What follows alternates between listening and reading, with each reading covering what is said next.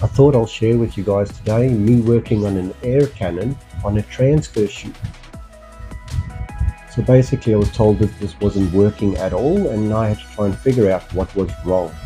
So just having a look at the whole system and what's going on there, a bit of fault finding. So the first thing I decided to do was look at these two valves where you can choose whether you are blasting air to the top of the chute or closer to the bottom of the chute.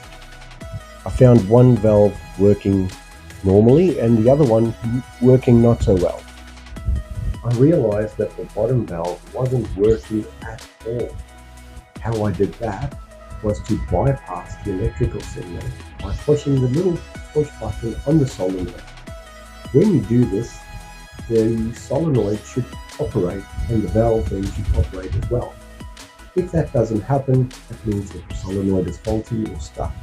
So I changed that solenoid for a better one and now we're all good. Once I got the two valves working out of the air cannon to decide where on the transfer chute it's going to blast, I had a look at the air cannon itself. Now the cannon itself is relatively new, but it wasn't functioning. There was air in the cannon and there's obviously a valve leading into the air cannon. So I had to do a bit of investigation. Because I didn't completely understand how these air cannons work because I've never really worked on these before. But I got the information that I needed and realized that the valve leading into the air cannon is not functioning the way it should be. First of all, the valve was put in the wrong way around. So the in was facing towards the cannon and the out was facing towards the supply air. The valve leading into the air cannon being the wrong way around in itself was not the only problem that we had, because it's allowing air straight through. The compressed air pretty much just forced this valve open and allowed air to flow straight into the cannon.